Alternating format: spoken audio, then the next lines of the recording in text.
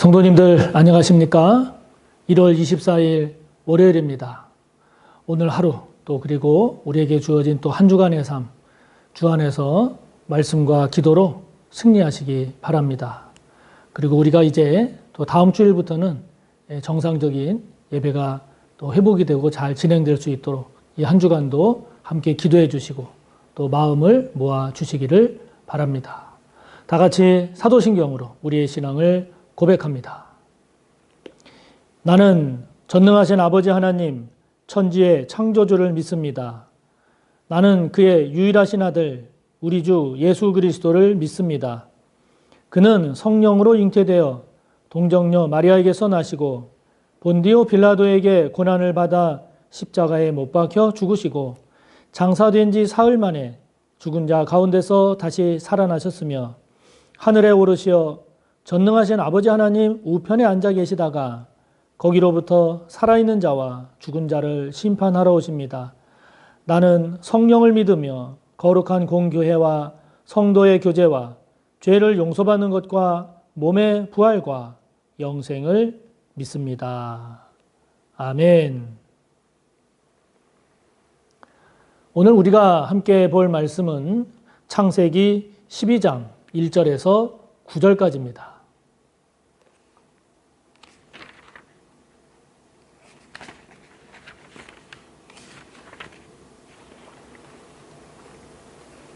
창세기 12장 1절에서 9절까지의 말씀 함께 봅니다. 여호와께서 아브라함에게 이르시되 너는 너의 고향과 친척과 아버지의 집을 떠나 내가 네게 보여줄 땅으로 가라. 내가 너로 큰 민족을 이루고 네게 복을 주어 내 이름을 창대하게 하리니 너는 복이 될지라. 너를 축복하는 자에게는 내가 복을 내리고 너를 저주하는 자에게는 내가 저주하리니 땅의 모든 족속이 너로 말미암아 복을 얻을 것이라 하신지라. 이에 아브람이 여호와의 말씀을 따라갔고 롯도 그와 함께 갔으며 아브람이 하란을 떠날 때에 75세였더라. 아브람이 그의 아내 사레와 조카 롯과 하란에서 모은 모든 소유와 얻은 사람들을 이끌고 가나안 땅으로 가려고 떠나서 마침내 가나안 땅에 들어갔더라. 아브람이 그 땅을 지나 세겜 땅 모래 상수리 나무에 이르니 그때에 가나안 사람이 그 땅에 거주하였더라. 여호와께서 아브람에게 나타나 이르시되 내가 이 땅을 내 자손에게 주리라 하신지라. 자기에게 나타나신 여호와께 그가 그곳에서 제단을 쌓고 거기서 베델 동쪽 산으로 옮겨 장막을 치니 서쪽은 베델이요 동쪽은 아이라. 그가 그곳에서 여호와께 제단을 쌓고 여호와의 이름을 부르더니 점점 남방으로 옮겨 갔더라. 아멘. 네, 오늘 우리가 함께 본 말씀은 우리가 잘 아는 아브라함을 부르시는 하나님, 하나님께서 아브라함을 부르시는 그런 장면이 오늘 우리에게 소개가 되고 있습니다. 노아 시대 때 그 심판받을 그 상황에서 노아를 통해서 하나님께서 또 새로운 역사를 이루어 가셨듯이 이제 바벨탑 사건 이후에 사람들을 다 흩으신 하나님께서 이제 다시 한 사람 아브라함을 통해서 하나님의 구원의 역사를 이루어 가심을 우리가 보게 됩니다. 오늘 아브라함을 부르시는 하나님으로부터 부르심을 받는 아브라함의 내용을 통해서 오늘 저와 여러분이 묵상할 내용이 뭘까? 우리가 여기서 얻어야 될 교훈이 뭘까? 함께 살펴보려고 합니다. 자, 먼저 하나님의 부르심을 받는 아브라함에 대해서 우리가 한번 생각해 볼 필요가 있습니다.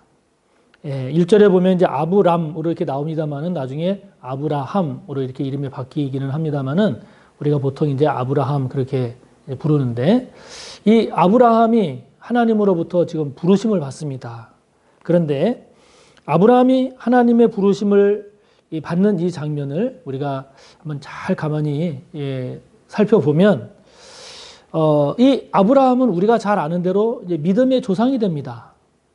나중에 이제 시간이 쭉 흘러가면서 모든 하나님을 섬기는, 하나님을 믿는, 나중에 예수 그리스도를 믿는 그리스도인들까지 다 포함해서 생각할 때 그 믿음의 조상, 이 믿음의 조상이 되는 영광스러운 그리고 참 명예로운 그런 존재가 되는데요.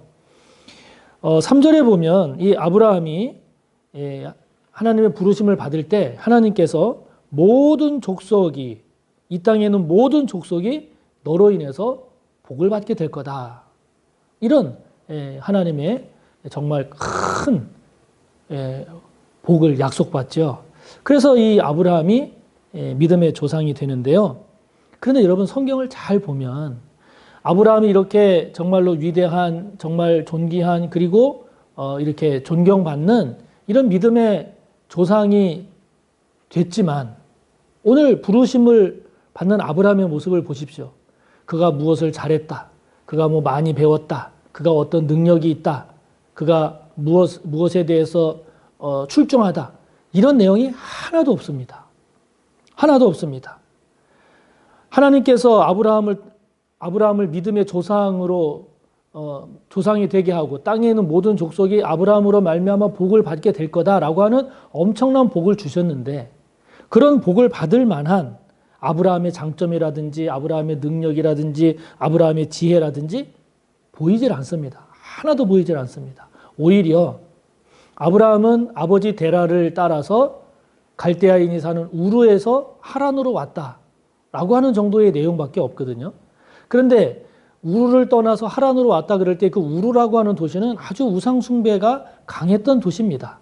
그래서 거기서 우상에 필요한 것들을 만들고 제작하고 그걸로 생활했던 그런 집안의 아들이 아브라함인데 그 아브라함이 하나님으로부터 이렇게 부르심을 받고 하나님으로부터 큰 복을 약속받을 때 그럴 만한 아브라함의 장점이나 능력이나 지혜 이런 게 안 보인단 말이죠. 자, 여러분 이거는 뭘 말할까요? 바로 그것이 하나님의 선택인 겁니다. 하나님의 주권적인 선택인 겁니다. 저와 여러분도 가만히 잘 생각해 보세요. 하나님께서 저와 여러분으로 하여금 예수님을 믿고 하나님의 자녀가 되어서 지금 이렇게 은혜를 입고 복을 받고 살 때에 저와 여러분이 하나님으로부터 그렇게 택함받아서 구원받을 만한 어떤 장점이나 능력이나 하나님 앞에 우리가 어떤 뭐 공덕을 쌓았거나 그게 없지 않습니까? 하나님께서 택하신 거예요. 그래서 그게 은혜고 그게 감사한 거죠. 그게 감사한 겁니다. 하나님 앞에 뭐 자랑할 공로가 없어요. 택하신 것에 대해서 감사할 뿐이죠. 감사할 뿐입니다. 우리가 구원받고 하나님의 은혜를 덧입을 때 우리의 공로가 작용한 게 뭐가 있나요? 없습니다. 오직 은혜입니다.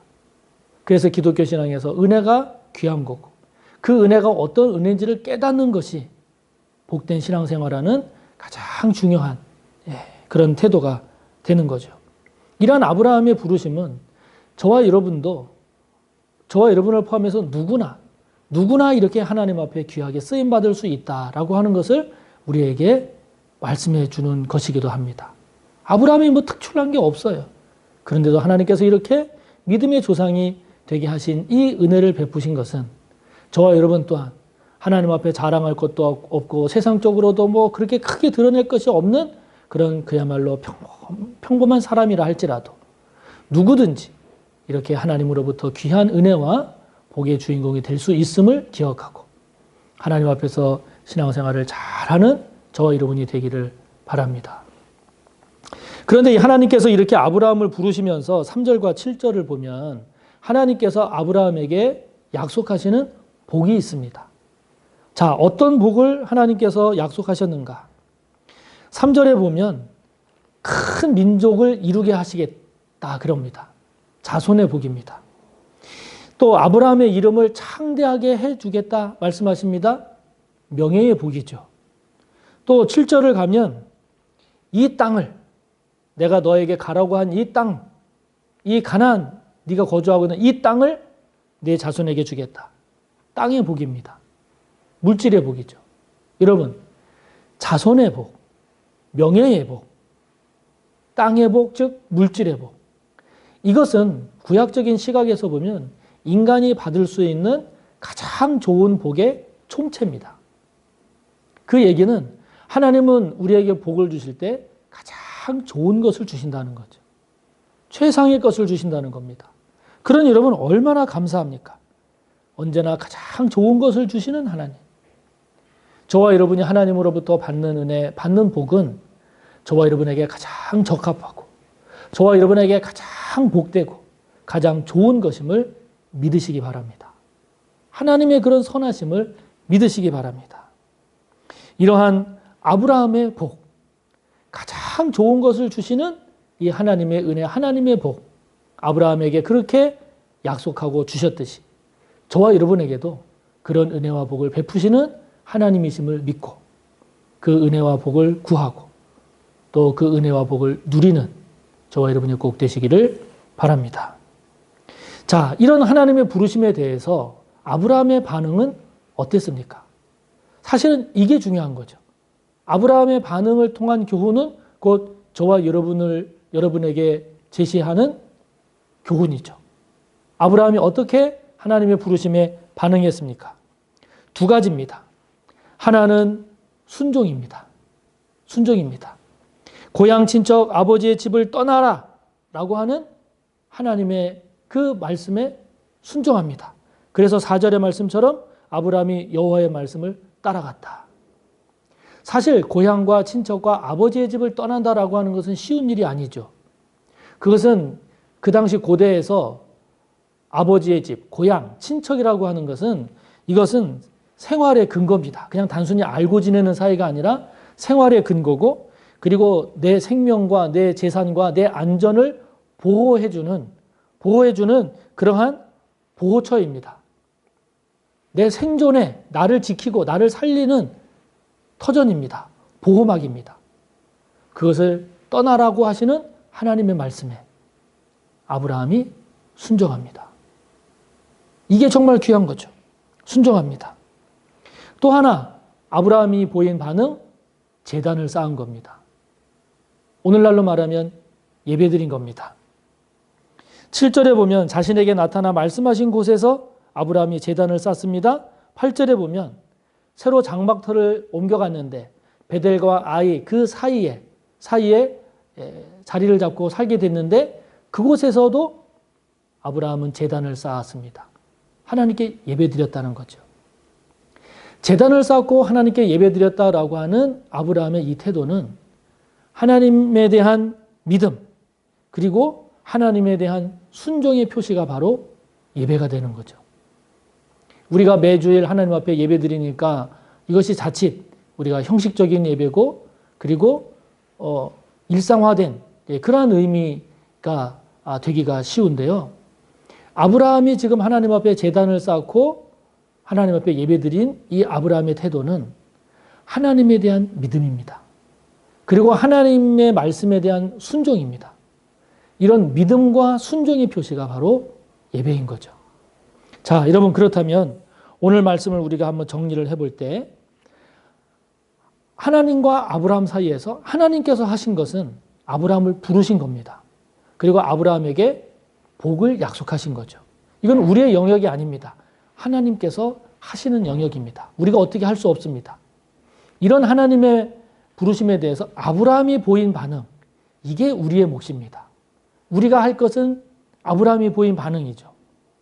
아브라함이 보인 반응 무엇입니까? 순종과 예배입니다. 이거는 우리가 해야 될 일입니다. 우리가 하나님께 나타낼 반응입니다. 자, 그렇다면 저와 여러분은 하나님 앞에 어떻게 지금 순종하고 있습니까? 아브라함과 같은 아름다운 순종의 모습입니까? 아니면 아브라함과 다른 부족한, 미흡한 불순종 혹은 부족한 순종의 모습입니까? 아브라함의 순종과 같은 순종이 저와 여러분 가운데 이루어지기를 축복합니다. 예배도 형식적인 예배, 일상화된 이런 예배가 아니라 아브라함처럼 믿음과 순종의 증거가 되는, 믿음과 순종의 표시가 되는 그런 복된 예배자로 꼭 잘 세워지는 저와 여러분 모두가 되시기를 축복합니다. 하늘에 계신 우리 아버지, 아버지의 이름을 거룩하게 하시며 아버지의 나라가 오게 하시며 아버지의 뜻이 하늘에서와 같이 땅에서도 이루어지게 하소서. 오늘 우리에게 일용할 양식을 주시고 우리가 우리에게 잘못한 사람을 용서하여 준 것 같이 우리 죄를 용서하여 주시고 우리를 시험에 빠지지 않게 하시고 악에서 구하소서. 나라와 권능과 영광이 영원히 아버지의 것입니다. 아멘.